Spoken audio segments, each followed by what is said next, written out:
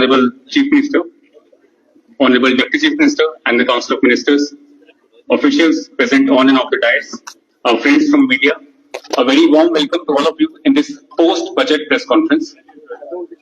Firstly, I would like to request Principal Secretary Finance to come for his opening remarks.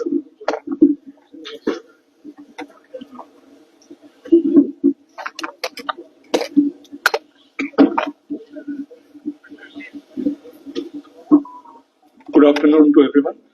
Honorable Chief Minister, Honorable Ministers, Advisor to Honorable Chief Minister, respected Additional Chief Secretary to Chief Minister, all the senior administrative secretaries, heads of department, and my colleagues from electronic media, print media. Let me first, on behalf of Finance Department, welcome all the dignitaries and specifically the colleagues from media who have taken pains to come to the venue for attending this post-budget press briefing. As you are aware that this particular financial year 2025-26 has been quite challenging for Jammu and Kashmir. Both the Pahalgam attack and its aftermath, also the recent floods in Jammu had put substantial stress on economy of J&K.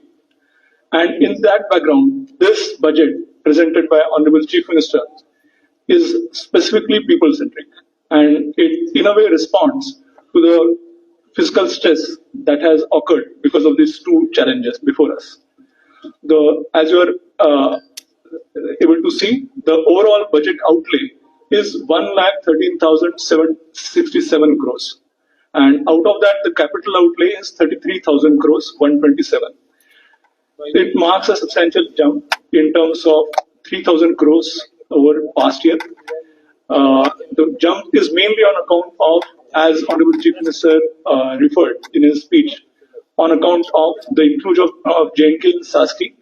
And under this program, till now, because J&K, all the departments have taken maximum efforts to accelerate their respective projects, till now we have received 3,200 crores. So it's a massive jump within 1 year. If you look at many other states of our size, they are still at around 700, 800 crores. But Jammu Kashmir has already reached 3,200 crores in terms of receipt. That's a remarkable achievement. In terms of administrative sectors of this particular budget, the administrative sector, which covers GAD and other departments, the outlay is reduced from 1490 crores to 964 crores. The reduction is mainly on account of J&K Police and Home Department, because that burden is now no longer on our shoulders. In infrastructure sector, the outlay has increased from 10,300 crores to 11,300 crores, major jump of 11,000 or 1,000 crores. Even within that, power department is slightly on lower side because we have paid all the equity that was due on part of J&K in current year itself. So no equity is to be paid in the next financial year. Then social sector, the outlay is 4,665 crores. Economic sector, the outlay has been increased from 6,200 crores to 6,518 crores, especially for agriculture, horticulture, etc. And then finally for the economic sector, the finance sector, the outlay has increased from 7,700 crores to 9,600 crores, mainly on account of higher repayments that we have. The special welfare initiatives, the major ones which have already been announced by Honorable Chief Minister in his budget, relate to the financial support to the AAY families in terms of 6 free LPG cylinders per year. Second is the development of 2 emergency and trauma hospitals at Puri and Punch. Extension of free public transport services on smart city buses and JKRTC buses from women, and now it will be covering all the differently abled persons. The budget also includes sponsorship for around 6,000 orphans who are under non-institutional care. So providing the financial support of ₹4,000 per month. And the major announcement of ensuring free education for all the students from AAY families, so that economic hardship does not remain an obstacle before them and they are able to move in life rapidly. So providing free education to all AUI students in class 9 to 12 and also in colleges. So these are some of the major initiatives. In detail, there are almost 32 major initiatives which Honorable Chief Minister announced in his budget speech. These are covered in the documents that we have provided to you. I will not go into the details of all the 32 major initiatives which are there because those are already there, and also because this day actually belongs to Honorable Chief Minister as Finance Minister, and so I will like to be brief. He has, over the past several months, toured nook and corner of J&K, listened to people, and tried to accelerate all the developmental works across J&K. He has pursued the union government relentlessly and ensured maximum funds come to J&K for development.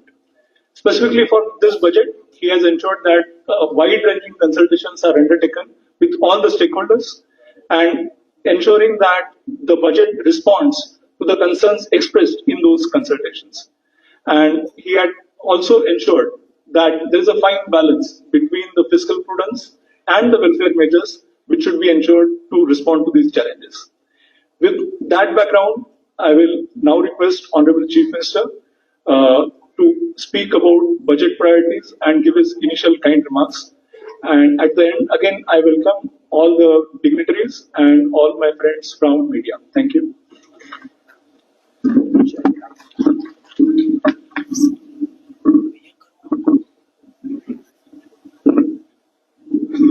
सबसे पहले तो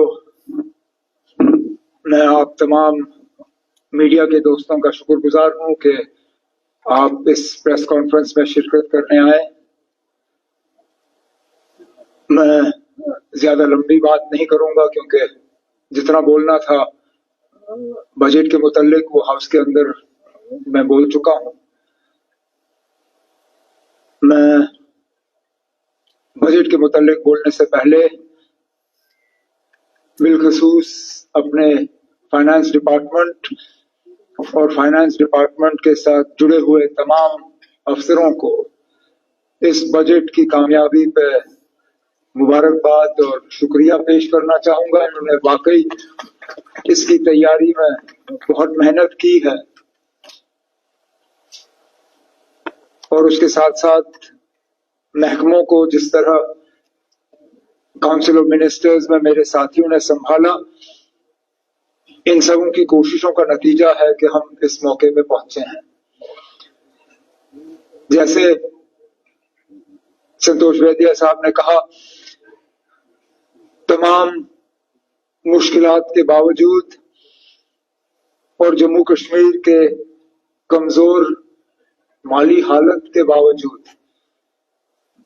हुकूमत की मुकम्मल कोशिश रही है कि सबसे जरूरतमंद लोगों को हुकूमत के तरफ से एक राहत मिले। कोई बजट अपने आप में एक आइसोलेटेड डॉक्यूमेंट नहीं होता है, ये एक सीरीज रहता है हुकूमत के तरफ से। ये बजट भी इकलौता एक अपने आप में डॉक्यूमेंट नहीं है, इसको आपको पिछले साल के बजट के साथ लेके चलना होगा क्योंकि गवर्नमेंट जो है वो एक सीरीज में जो है मेजर्स लेती है और इम्प्लीमेंट करती है। तो जो वेलफेयर, जो पीपल फ्रेंडली अप्रोच हमने पिछले साल अपने बजट के दौरान उसकी बुनियाद डाली, उस बुनियाद पे अब आहिस्ता आहिस्ता हमने इमारत खड़ी करनी शुरू की। लेकिन एक जिम्मेदार हुकूमत होने के नाते ऐसा भी नहीं है कि हम अपने इलेक्शन में किए हुए वादों को एक ही दिन में पूरा करने के लिए जम्मू कश्मीर के खजाने पे बहुत ज्यादा बोझ डालें या बहुत ज्यादा कर्जा उठाएं या और पैसा कमाने के लिए हम नए नए तरीके अपनाएं। कोशिश की कि जितना है उसी का हम सही इस्तेमाल करें, थोड़ा सा और कमाई अपनी बढ़ाएं, थोड़े से जो हमारे जहां जहां नुकसान है खासकर बिजली में, हमारी मुकम्मल कोशिश है कि जो हमारे लॉसेस हैं उनको कम किया जाए, जो हमारे रेवेन्यू रियलाइजेशन है उसको बढ़ा दिया जाए ताकि बचा हुआ पैसा जो है वो लोगों के राहत के लिए इस्तेमाल हो। इस साल स्टेट असिस्टेंस, सेंट्रल असिस्टेंस, ये सैस्की का जो है कैपिटल इन्वेस्टमेंट के लिए special assistance for states for capital investment, ये जो जम्मू कश्मीर पे इस साल से लागू हुआ, जिसके लिए मैं मरकज की हुकूमत का शुक्रगुजार हूँ, उससे भी हमें कुछ नए मौके मिले लोगों की खिदमत करने के। लेकिन जैसे मैंने बजट के दौरान कहा और आपसे फिर कहा, ये एक सिलसिला है। सिलसिले में पहली जो उसकी शुरुआत पिछले साल हुई, उसको हमने आगे बढ़ाया और जैसे जैसे हुकूमत की कार्रवाई चलती रहेगी हम इस सिलसिले को और आगे बढ़ाएंगे। लेकिन शुरू में इतना ही कहते हुए अब मैं Please identify yourself, your name of your organization before asking a question.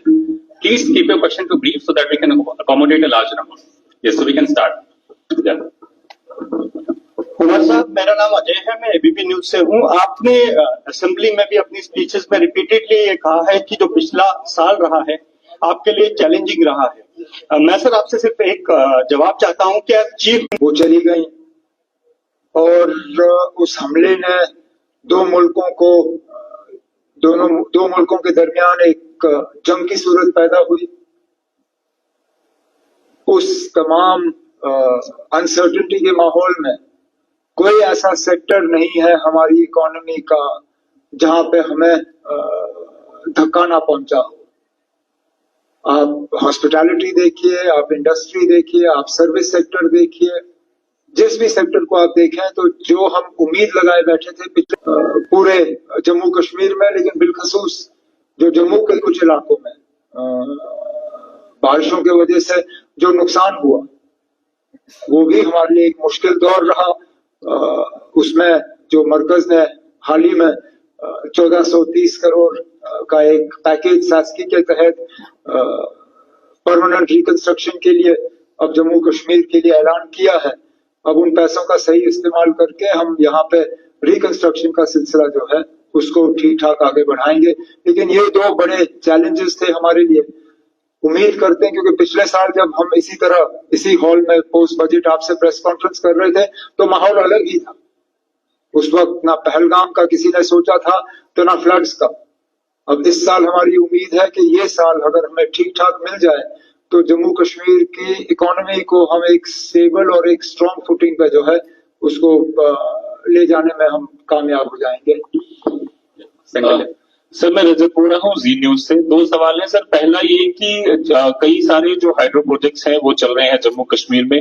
आपको लगता है कि जो केंद्र सरकार ने जो इंडस वाटर ट्रीटी अभियान पर रखी है उससे कहीं ना कहीं सरकार को फायदा हुआ और कई सारे जो प्रोजेक्ट डिले होता था या जो फंड्स है उसकी कमी होती या एक्सीड हो जाता था एक्सपेंडिचर, उसका जो है वो फायदा कहीं ना कहीं सरकार को मिला है उसे एमबीएस पर रखने में। दूसरा सवाल sir, finish the first one. हो पकड़डोल हो, वो ऑनगोइंग प्रोजेक्ट्स हैं। उनके स्कोप को, उनके डिजाइन को, उनका वाटर होल्डिंग कैपेसिटी जो है उनमें कोई तब्दीली नहीं आएगी। तो इंडस वाटर ट्रीटी के एबियंस में रखने से इन प्रोजेक्ट्स में जनरेशन कैपेसिटी में कोई बदलाव नहीं आएगा। आगे जाके हम जो नए प्रोजेक्ट्स अगर बनाने जाएंगे उनमें अगर इंडस वाटर ट्रीटी का जो हमारे ऊपर रिस्ट्रिक्शन थे अगर वो ना रहे तो जरूर आगे जाके हमें फायदा मिल सकता है। हाल ही में मतलब हम अब हमारी ये सोच है और ये कोशिश है, क्योंकि पावर प्रोजेक्ट्स को बनते बनते बहुत टाइम लगता है। कम अरसे में हम दो चीजों पे फायदा फौरी तौर हासिल कर सकते हैं। एक, अगर वुलर के पास सोपोर में तुलबुल नेविगेशन बैराज बने जिससे कि झेलम में हम पानी जो है और ज्यादा रख पाए, उससे दो फायदे हैं हमें। एक तो झेलम को हम नेविगेशन के लिए इस्तेमाल कर पाएंगे, वुलर को हम बचा पाएंगे, और डाउन स्ट्रीम जितने भी हमारे हाइड्रो प्रोजेक्ट्स हैं लोअर झेलम, उड़ी 1, उड़ी 2, इनमें जनरेशन कैपेसिटी जो है हमारी बढ़ जाएगी। ये एक। और दूसरा, अगर अखनूर के पास पानी हम चिनाब से निकाल के जम्मू शहर को सप्लाई करना शुरू करें तो जम्मू में जो पानी की किल्लत रहती है उसको हम दूर कर पाएंगे। तो इंडस वाटर ट्रीटी का जिक्र किया, वो पैसा इकट्ठा करने के लिए हमें थोड़ी सी मुश्किल का हमें सामना करना पड़ता था। अब सास्की के तहत ये इक्विटी कंट्रीब्यूशन जो है जम्मू कश्मीर की तरफ से हम न सिर्फ वक्त पे बल्कि इस बार वक्त से आगे इसलिए अगले साल के लिए हमने कोई प्रोविजन रखा ही नहीं, क्योंकि अगले साल का ये इक्विटी कंट्रीब्यूशन हमने इस साल निपटा लिया है। तो अगर फिलहाल हमें पावर प्रोजेक्ट्स में किसी चीज का फायदा हुआ, वो सास्की का हुआ है।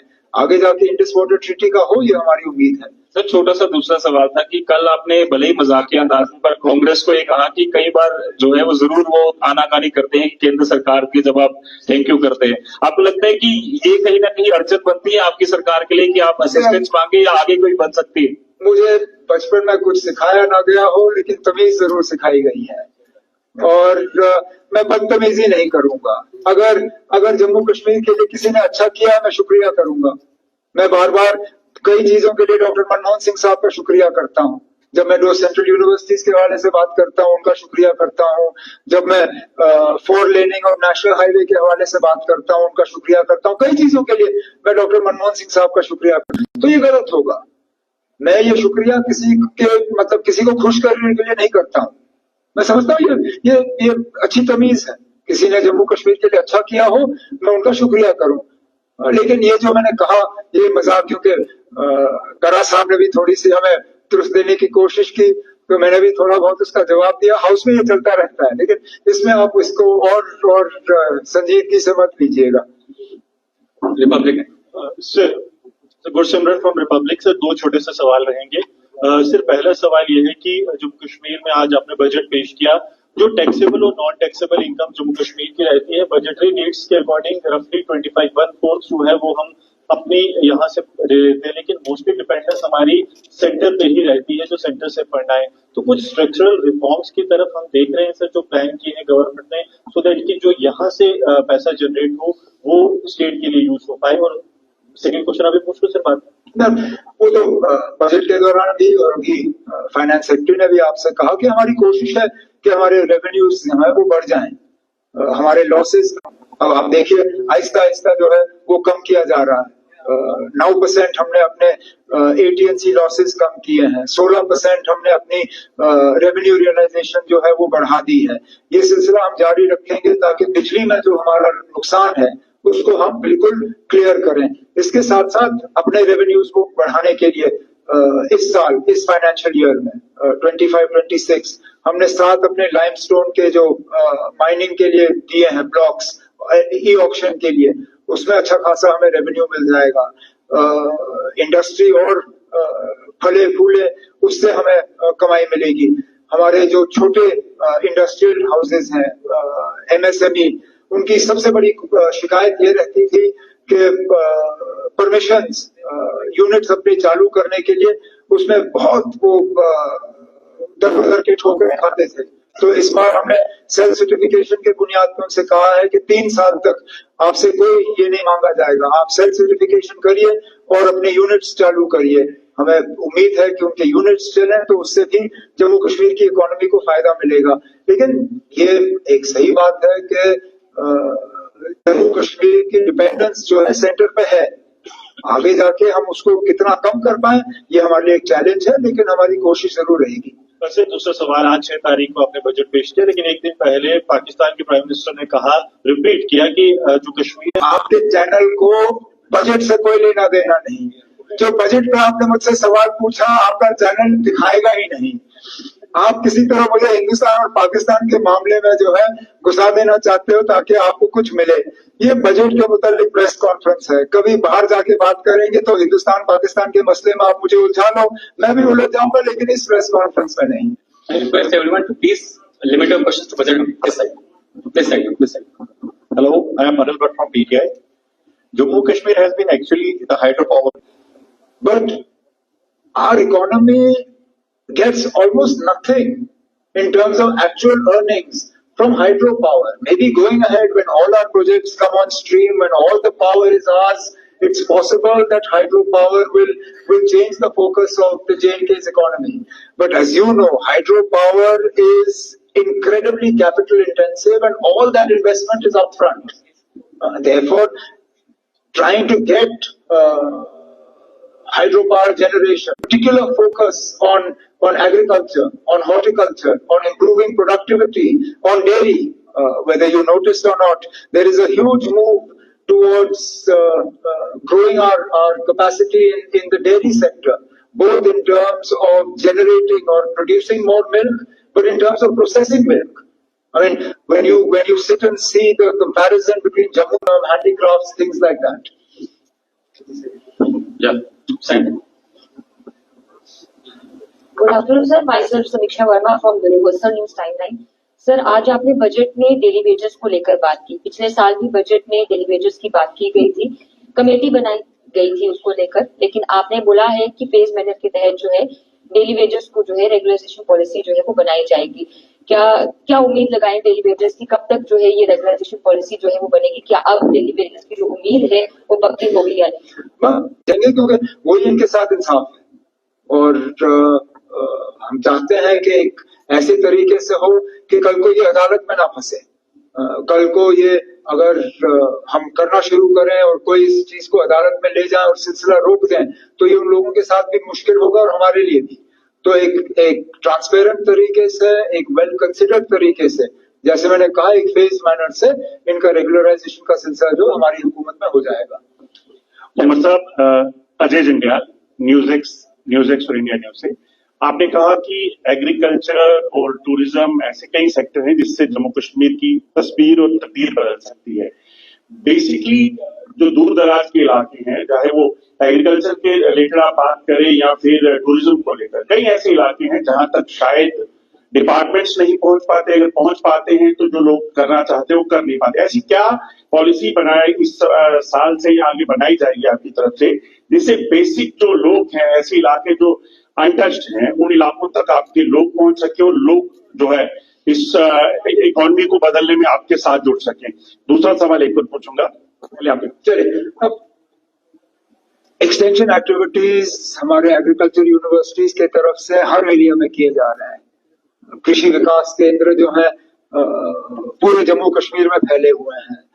फिजिकल प्रेजेंस एग्रीकल्चर डिपार्टमेंट के, हॉर्टिकल्चर डिपार्टमेंट के हर इलाके में है। लेकिन उस चीज के अलावा टेक्नोलॉजी पे एक बहुत बड़ा ध्यान दिया जा रहा है, क्योंकि हमें लगता है कि अब हर किसी के पास अब स्मार्टफोन है।